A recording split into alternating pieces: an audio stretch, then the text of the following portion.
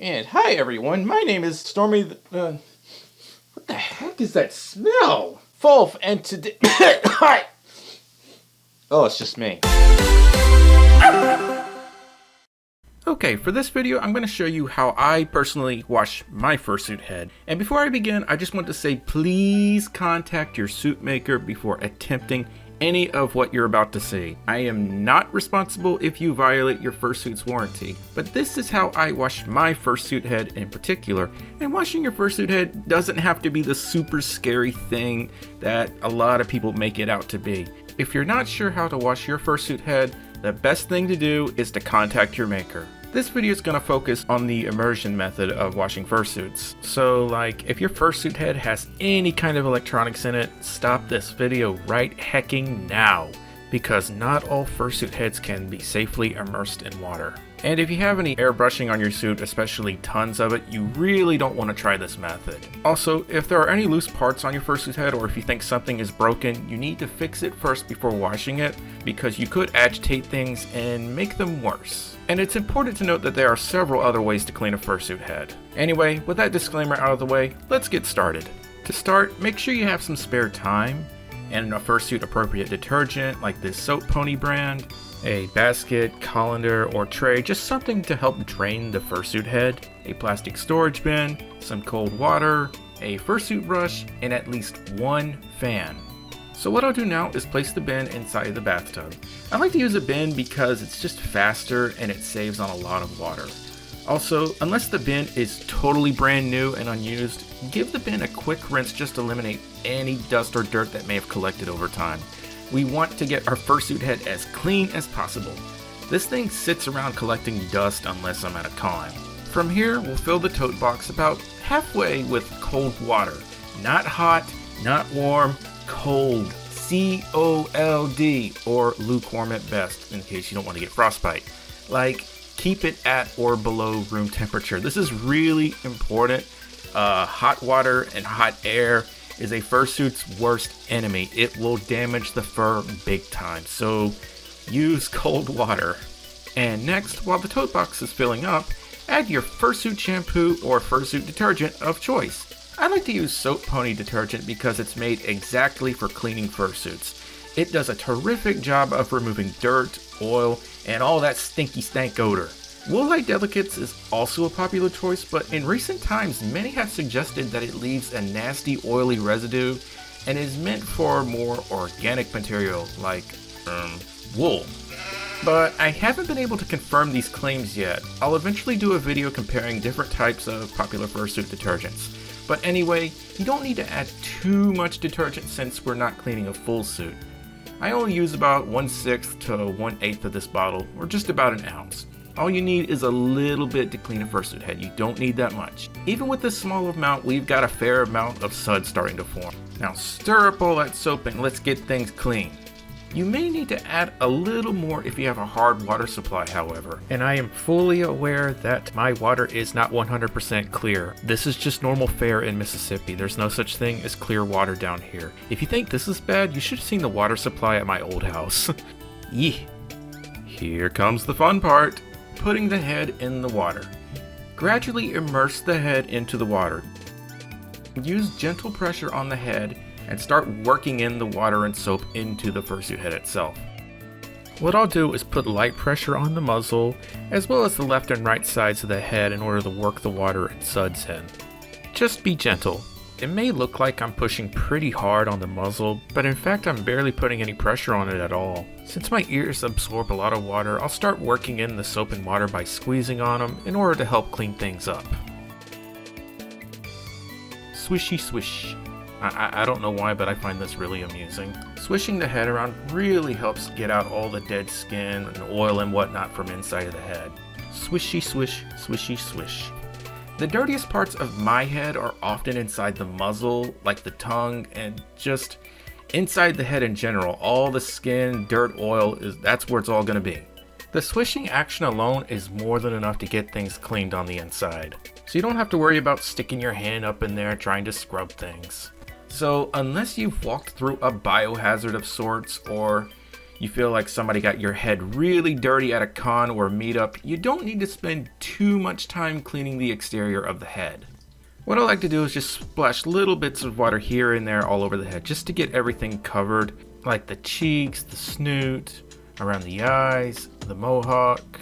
Oh, and about the eyes, check with your maker before getting any water around your eyes, because if the eye paint is not sealed, it's very possible that the water could cause the paint to run. So if you're nervous about this, or you know you can't get any water into the fursuit eyes, just get some wads of paper towels and just cover the eyes up.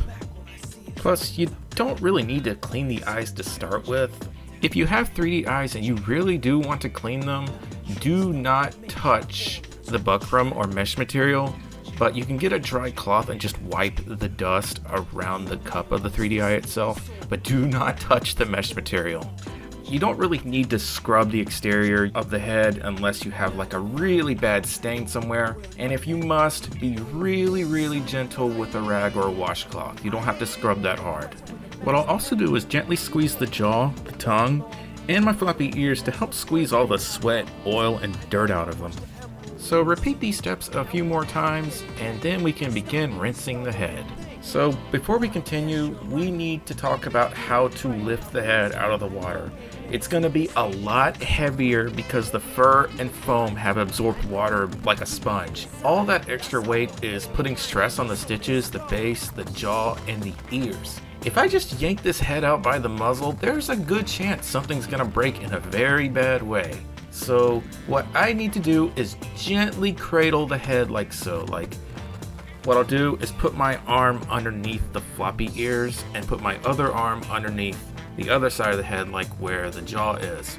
Make sure you support the ears with your arm and the rest of the head like so. Take your time right here. If you feel like you don't have a good grip on the head, try again, but don't lift the head out of the water unless you know you've got a good grip on everything.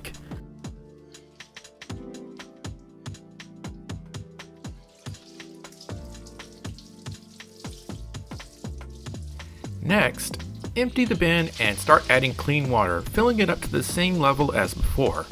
Then gently carry the head like we did before and gently place it into the water again. Start swishing the head around like we did before. Splash water on the snoot, the cheeks, the mohawk, just all around the exterior and so on. Be sure to squeeze the ears, the tongue, and the jaw as well to remove any sudsy water. Then carefully begin removing the head, being sure to support the ears and the jaw. Then set it on the basket again. So what I like to do at this point is immediately start squeezing the water out of the suit, like around the ears, around the neck floof, the tongue. And as I'm doing that, I'll start brushing around the suit. Brushing is super important at this point because if the fursuit starts to dry and you don't brush it, it's going to dry exactly as you left the fur, and it could become a very tangled, matted mess, and you don't want that. At least I don't think you'd want that. Let the fursuit head drip dry for about 30 minutes to an hour. It's really going to depend on how your fursuit head was constructed. Obviously, if it's bigger, it's probably holding a lot more water, and it's going to take longer to dry as a result. In my case, the floppy ears hold a ton of water, and due to gravity, this is where most of the water in the suit head is going to flow. So what I'll do is, like every 10 minutes or so, I will gently squeeze the ears so that the water comes out of them.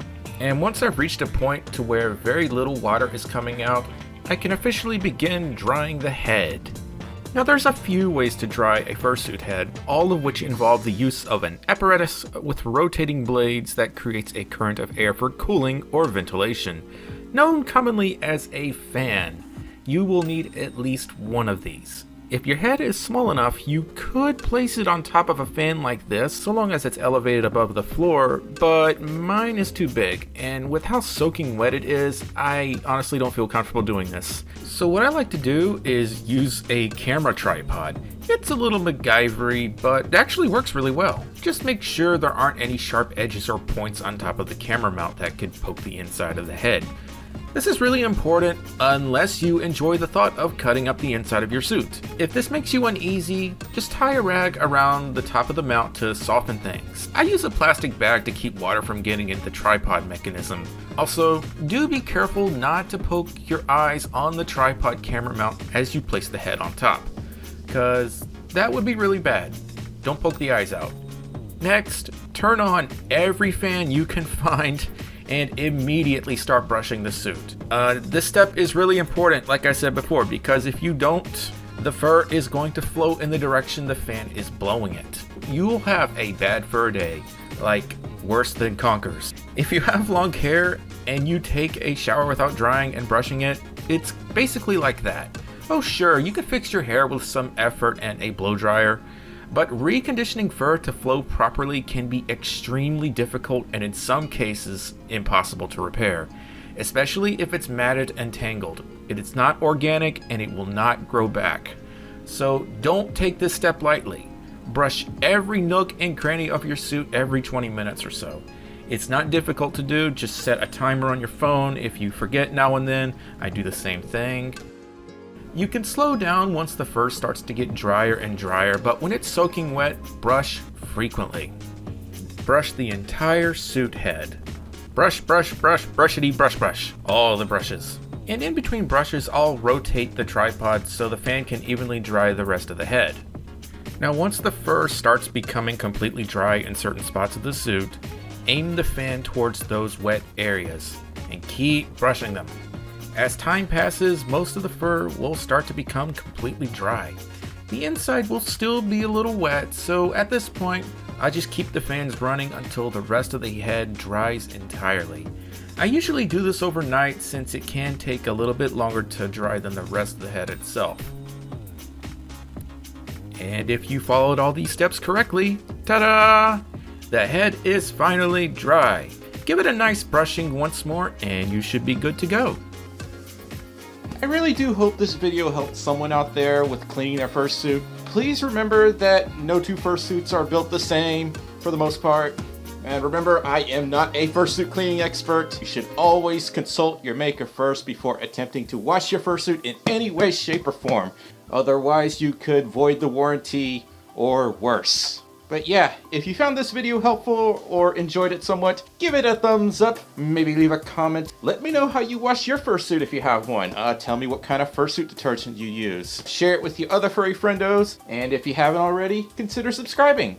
Anyway, thank you all so much for watching, and I'll see yous all next time. Bye bye!